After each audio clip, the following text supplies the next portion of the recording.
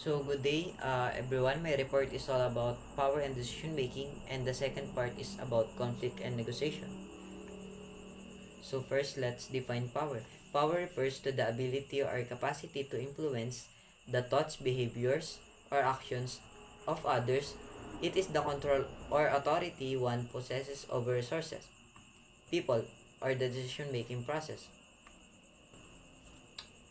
Powers can take various forms, including legitimate power, referent power, expert power, and last is the coercive power. So, legitimate power is the authority associated with a particular job or title. And the referent power, this is based on the likability, charisma, or admiration that one person has for another. And the expert power comes from a person's knowledge, skills, or expertise in a specific area. And last is the coercive power. Involves the use of threats, punishment, or force to influence others' actions. It is typically associated with fear and negative consequence. So, decision making. So, decision making is the process of selecting the best course of action or choice from multiple available alternatives. It is a fundamental cognitive and problem-solving activity that individuals and organizations engage in regularly.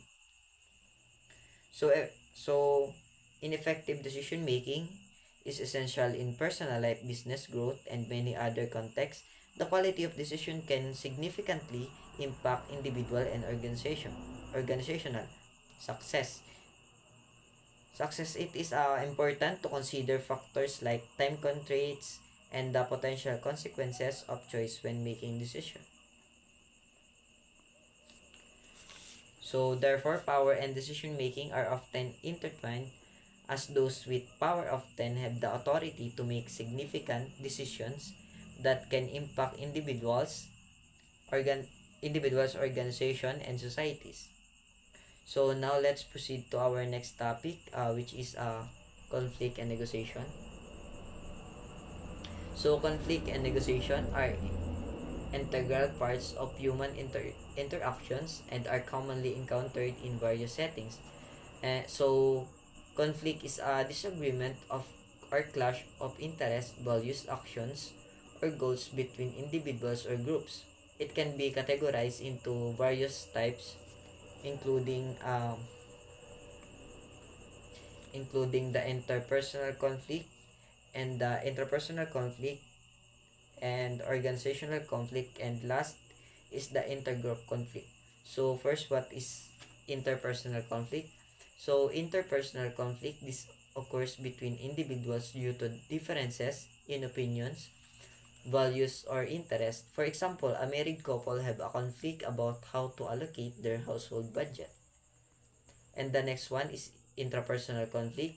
Intrapersonal conflict, this is an integral conflict within an individual who is struggling with conflicting desires or beliefs. For instance, someone might experience intrapersonal conflict when deciding between pursuing a passion or a stable career. And the last is uh, the second to the last is the organizational conflict. In the workplace, conflicts can arise due to issues like resource allocation, differences in management styles, or dispute among colleagues. And the last one is intergroup conflict. This involves conflicts between different groups or teams within an organization or between nations. An example is a labor strike when a union disagrees with the management of a company over labor conditions. So, under conflict and negotiation, we have to tackle its nature of conflict and negotiation.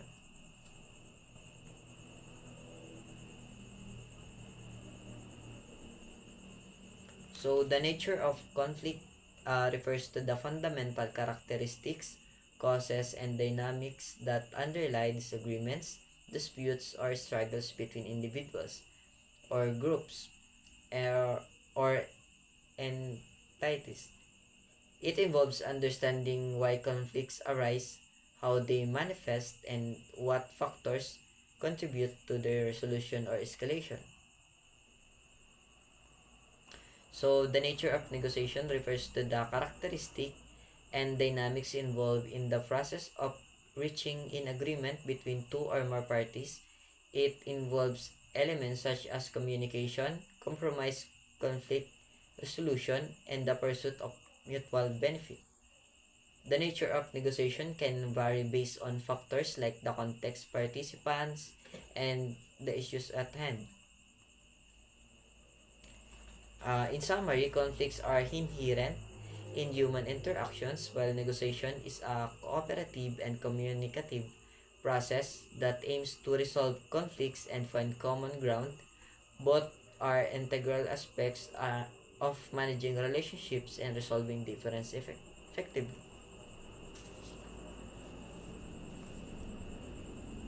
So, the next slide is focus on causes of reactions to conflict.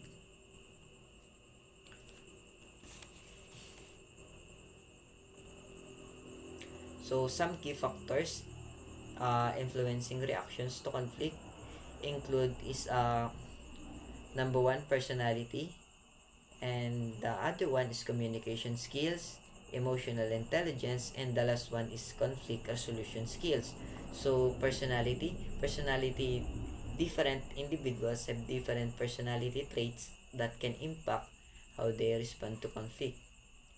And to communication skills, people with strong communication skills may be better equipped to express their concerns, listen to others, leading to more constructive conflict outcomes.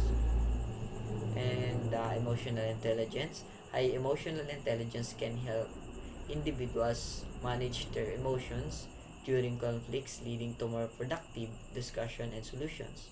And the last one is the conflict resolution skills. Individuals with conflict resolution training and skills may approach conflicts differently, seeking win-win solutions rather than win-lose outcomes. So let's move on to the next slides, the managing conflict.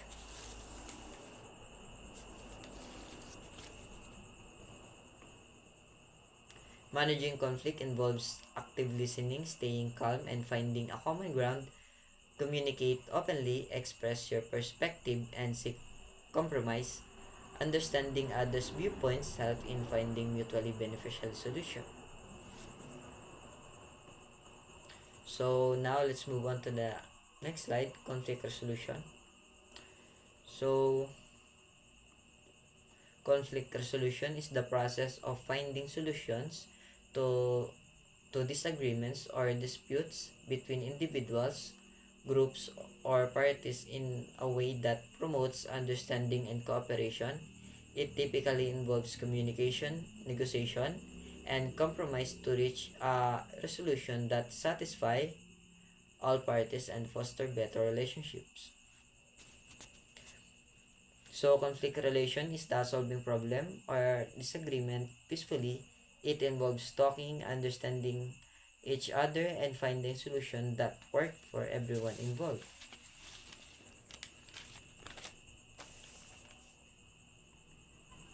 So, let's move on to the next slide. To the next slide, resolving conflict through negotiation. So, one of the most constructive methods for addressing conflicts is negotiation. It involves communication and discussion to reach a mutually acceptable agreement. Parties involved in the conflict engage in the conversation where they express their concerns, needs, and viewpoints.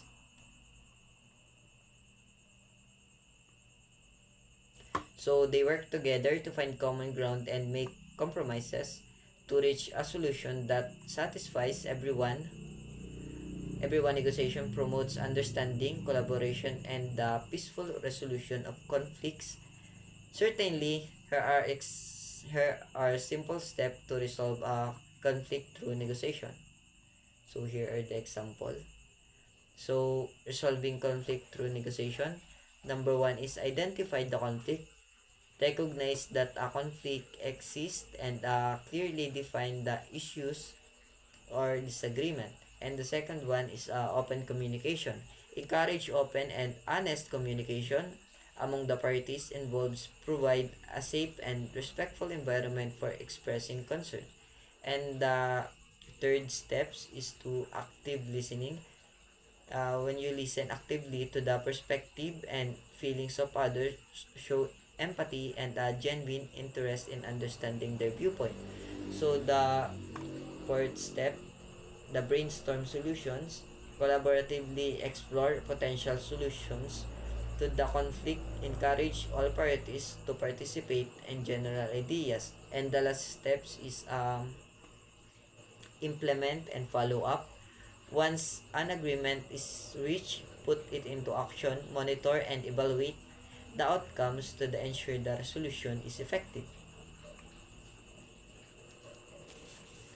So, in summary, power decision making are crucial for getting things done. They help in organizing and achieving goals. Conflict and negotiation are important because they allow people to resolve differences and reach and react agreements, promoting harmony.